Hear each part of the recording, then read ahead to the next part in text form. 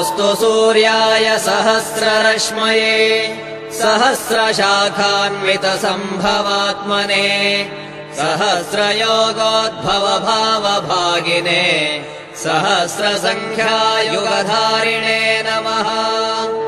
यन्मण्डलम् दीप्तिकरम् विशालम् रत्नप्रभम् तीव्रमनादिरूपम् दारिद्र्यदुःखक्षयकारणम् च पुनातु माम् तत्सवितुर्वरेण्यम्। यन्मण्डलम् देवगणैः सुपूजितम् विप्रैः स्तुतम् भावनमुक्तिकोविदम् तम् देवदेवम् प्रणमामि सूर्यम् पुनातु माम् तत्सवितुर्वरेण्यम्। यन्मण्डलम् ज्ञानघनम् त्वगम्यम् त्रैलोक्यपूज्यम् त्रिगुणात्मरूपम् समस्ततेजोमय दिव्यरूपम् पुनातु माम् तत्सवितुर्वरेण्यम्।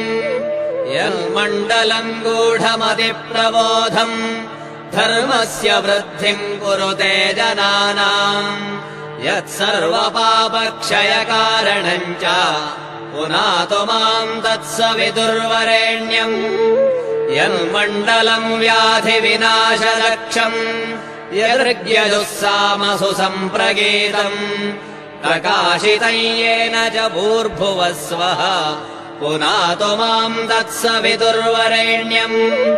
यन्मण्डलम् वेदविदो वदन्ति गायन्ति यच्चारणसिद्धसङ्घाः यद्योगिनो योगजुषाम् च सङ्घाः पुनातु माम् तत्सवितुर्वरेण्यम्।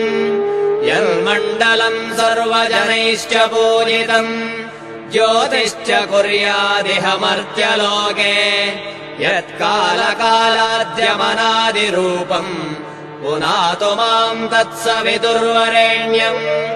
यन्मण्डलम् विष्णुचतुर्मुखाख्यम् यदक्षरम् पापहरम् जनानाम् यत्कालकल्पक्षयकारणम् च पुनातु माम् तत्सवितुर्वरेण्यम्।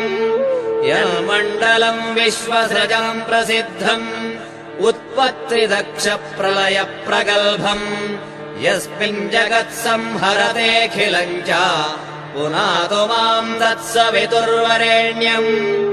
यन्मण्डलम् सर्वगतस्य विष्णोः आत्मा परम् धाम विशुद्धतत्त्वम् सूक्ष्मान्तरैर्योगपथानुगम्यम् पुनातु माम् तत्सवितुर्वरेण्यम्।